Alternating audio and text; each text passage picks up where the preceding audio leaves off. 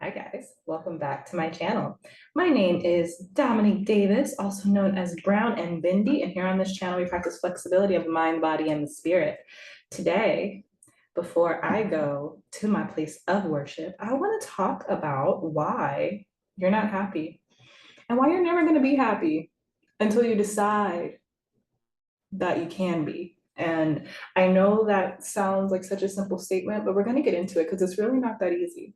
But the fundamentally understanding that you're not happy because you have systems and programs in place that are listing subconsciously all the reasons why you cannot be happy, understanding that is so freeing because it takes away the blame that we put on ourselves for not being able to feel joy, not being able to fully embody our spirit, like we've been talking about, not being able to fully embody the present moment. It's not because there's something wrong with you. It's not because you're depressed or you're anxious. Depression and anxiety is a result of these programs that we've built. So let's talk about programs very, very quickly. Programs are, let's think about ourselves like we are a cell phone, right? Imagine you are an iPhone. In order for you to turn on, in order for applications to be downloaded to your system, you must have an operating system. So iOS is to the iPhone what the subconscious is to a human. And iOS is created in you when you're growing up, when you're observing the world.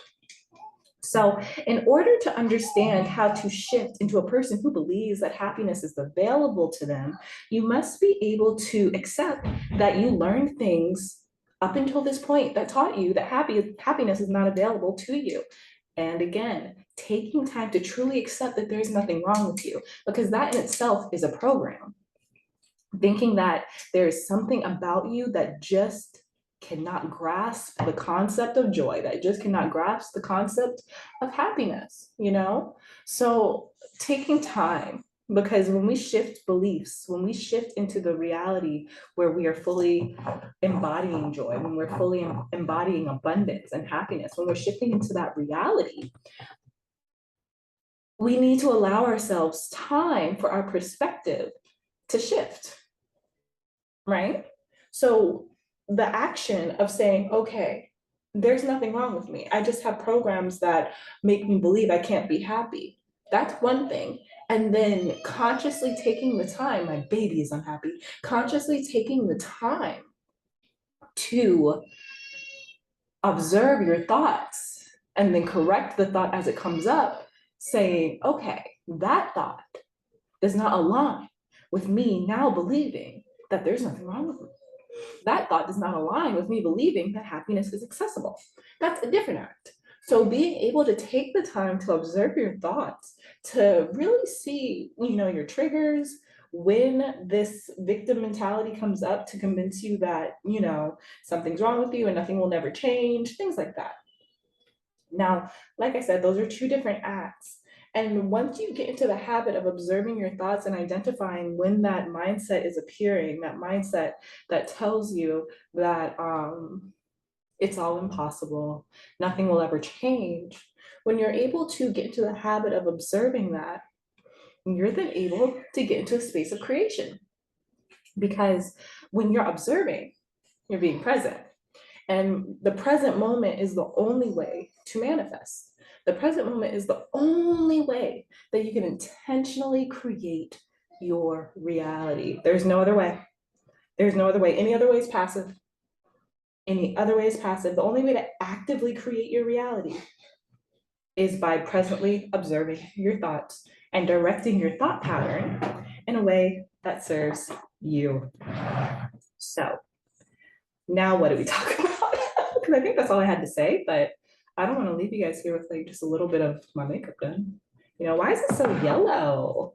My light's not yellow. Why is it so yellow? So I gotta make it less yellow. Well, yeah, less yellow. Let's go with that. So okay. So now we are in the habit of being present enough to observe our thoughts. Observing, observing, observing. The next step is going to be learning how to maintain your composure when contrast arises, because that's how it works, my loves. When we say, universe, I want to shift, universe, I want to change, I want to pursue a abundant and a joyful life, even though I have not experienced this in the past. This is what I want for myself. The universe is going to say to you, well, because you have not experienced in the past, you wouldn't know what to do with joy. You wouldn't know what to do with wealth. So I'm going to train you to be the type of person who can handle it so that I can give you everything you want and so that you can appreciate it and in turn maintain it. Right. So the only way, and I think that there's a lot of different ideology behind this in Christian theology, I guess. I wouldn't say theology, I wouldn't go that hard, but like I feel like a lot of Christians believe that like God's testing you. I do not align with that idea at all. I don't believe that we're being tested.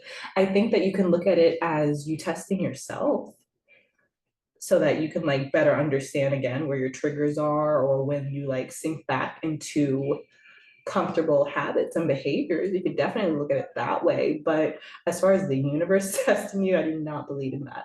I do believe in the universe refining us so that when we say we want to shift realities, I believe that the universe is like, Roger that, I got you. Let's make it happen. But when we shift back into old ways of thinking, I don't think that we're being punished or we get an F or anything. I don't think it's anything like that. But that being said, the next step is being able to maintain your desired mindset in moments of contrast. Yeah. So, what does that mean? That means that the universe knows you very well. So, I think that when we watch these videos, we're like, I got this. There is nothing that could happen that can make me take my eyes off the prize, nothing at all. But, honey bunny, the universe knows you. And the universe knows exactly what curveball to throw at you to make you trip, to make you stumble. Again, not as a test, but for the sake of your growth. That's all the universe wants for you. The universe wants for you to be able to grow. I don't know if I planned on putting on all this makeup for church, but here we are. Sorry, I made myself laugh. Anyway, everything that you encounter is an opportunity for growth. Everything. And when you accept that, you can stop taking your life events so personally. And when you you can stop taking your life events so personally, and you can just live, girl. No, but you can stop taking your life events so personally, and you can just live. Like every single thing that we encounter, every single thing that we experience is for the sake of our evolution. And I truly, truly, truly believe that. I've been thinking a lot about heaven lately and, you know, my belief system about that, because I believe in reincarnation and I do identify with Christianity as of late. And I know Christianity does not align with reincarnation, but I can't stop believing in reincarnation because it's a true belief of mine. So I've been thinking about the concept of heaven and okay, heaven, the pearly gates. Like, what if heaven is a lot of different religions believe that when we reincarnate so that we learn our lessons, repeat our karmic cycles, and then we get to the place of what's it called? Enlightenment. We get to the place of enlightenment to where we can return to our soul's home in the ether, where we no longer reincarnate. And I feel like that's heaven. I feel like that is heaven when there's not another lifetime to live, because Earth is ghetto, Earth is the hood, and I believe that Earth is the shadiest street in the universe, in the neighborhood that is the universe. Okay, so that being said, every lifetime we are sent to learn lessons. And the thing is, the reason I believe this theory is because this theory is what offers us the most growth and allows us to release resistance to the growth. When we live life in a way where we know that everything is to teach us, you know, if you don't want to come back to Earth next lifetime, you know, what are you going to do this lifetime? That's really how I look at it.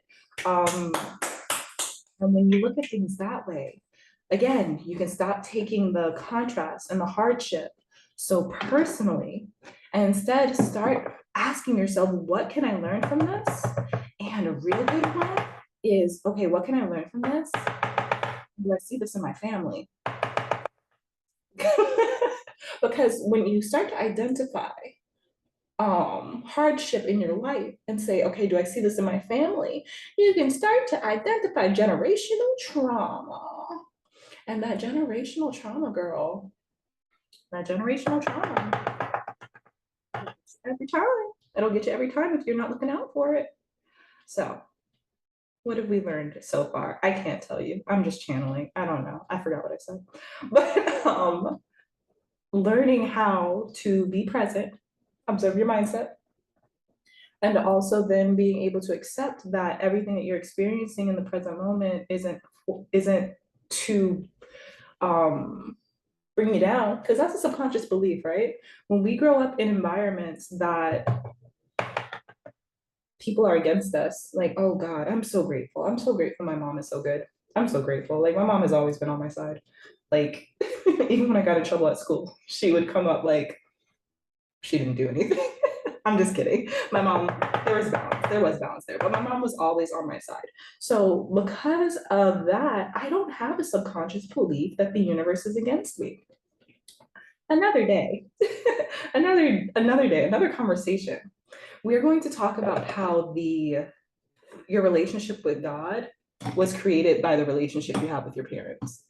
How you allow God to nurture you is from your relationship with your mom, and how you expect God to provide for you and protect you is from your relationship with your masculine, your father, or whoever was the masculine, feminine in the relationship. But going back to my point, because my mother was always on my side, I don't have a subconscious belief that the world's against me.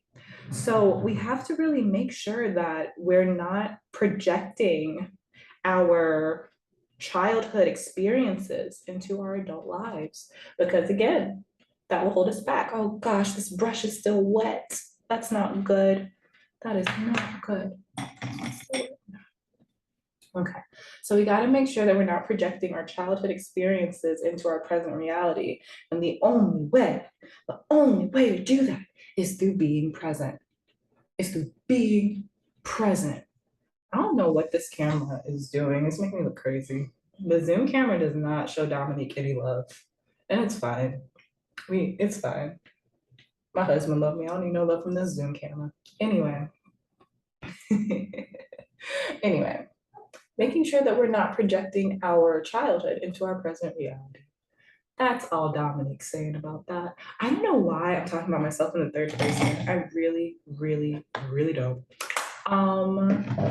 Yes. So when we instead choose to accept that our present reality is a vantage point, where you are right now watching this video, right here, baby, right here. This is a vantage point. You are standing on the cliff looking forward, right? And when you are present, you are directing your energy forward. When you're not present, your programs are running. Your programs are running, and they're going to make circumstances, your programs are going to encourage you to act in ways that make you believe that you have to survive things you've already experienced.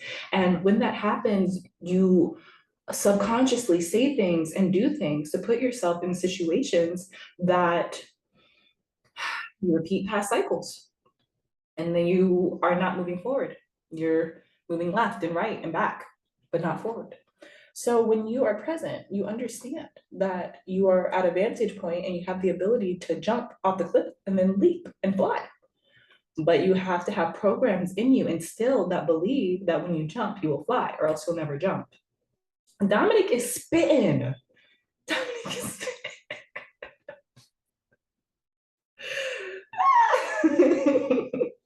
I am going to be a hoot and a holler at church today. I'll tell you what. Okay, what else do I have to do? I'm gonna put on some blush and some lips, and then I'm going to get an Impossible breakfast sandwich from Starbucks. Actually, if you want to pay for my Impossible breakfast sandwich, where's my blush? If you want to pay for my Impossible breakfast sandwich, girl, I have a Patreon now. And if you want to be a real reality vendor, if you really want to be about that life, You can pledge to my Patreon. It is, oh God, I don't know which blush color I used.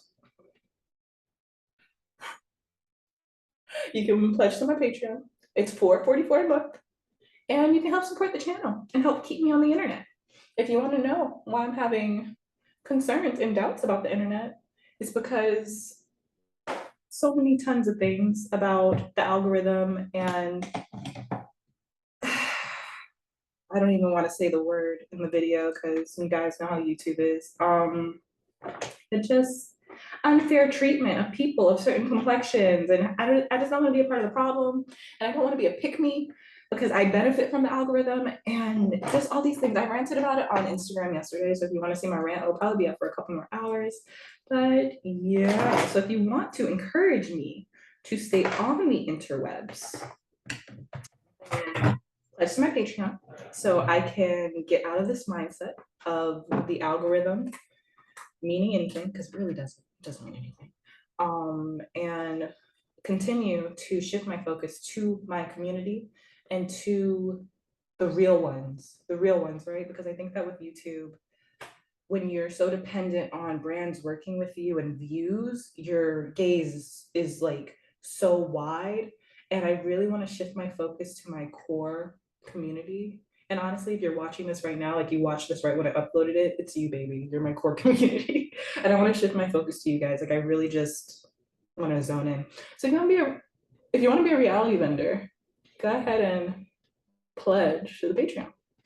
We'll have one Zoom call a month just for us. Not a live stream, but a Zoom call where you can hop on your camera and I can see your beautiful face, you know? But yes. Back to what I was talking about. So many subjects. So many subjects. Oh no.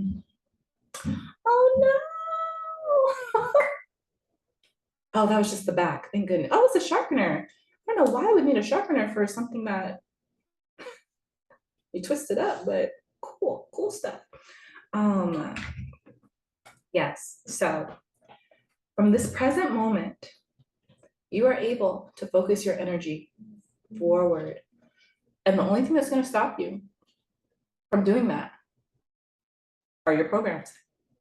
And you can overcome your programs by consistently being present. It's funny how it goes in a loop, right? You can overcome your programs by being present and acknowledging when a program arises.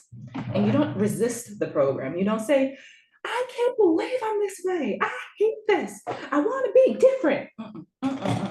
Baby girl, you're perfect. You're perfect the way you are. Don't wish to be different. But instead, acknowledge the program and then say,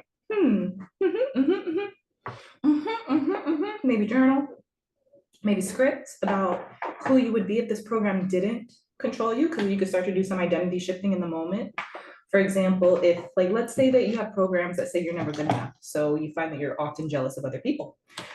If you find yourself jealous in a very specific moment, you can slow down. You can say, okay, I'm jealous and I'm uncomfortable and I'm angry, and you can go script and you can go sit and write about how you're happy for another person.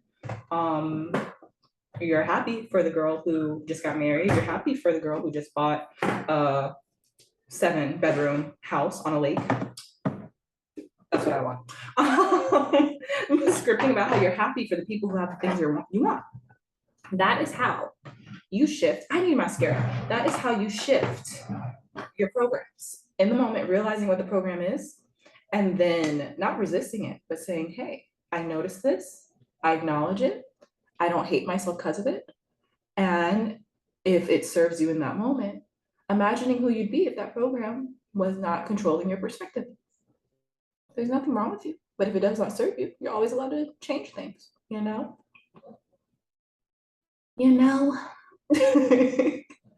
I can't believe I did this. I can't believe I did my makeup on Zoom. Y'all got to see the whole shebang. Well, you didn't see the brows, but we would have been here till Labor Day. Oh my goodness. What else, Spirit? What else? Because you guys, when I go to church, I'm just so fed. My belly, my spiritual belly gets so full. And I wanna spread the love because I know I'm about to go get a impossible sandwich from Starbucks and I'm gonna go to church and like that's my heaven on earth. Impossible sandwich and then chilling with the homies at church. That's my heaven on earth. Um, joy is available to you. It's available to you in this moment. Start to recognize the programs that are blocking your joy. Just recognize them. And know that you're allowed to feel joy in any moment, despite these programs. And if it's difficult for you to feel joy, it's okay. There's nothing wrong with you. It's just gonna be a journey. But just because you're on the journey does not mean that you can't go watch a movie with a friend or read a really good fiction book or if you like exercising, going for a run. It doesn't mean you cannot do the things that bring you joy. Yeah. Okay, I'm done.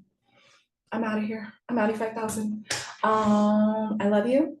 Patreon links down below. Also, if you pledge the Patreon on my formal videos, that's what I'm gonna call the videos with the good camera, not Zoom, but the actual real videos. If you pledge to my Patreon, I'm gonna do like what all the cool YouTubers do with like the credits of all the Patreon pledges, member peoples.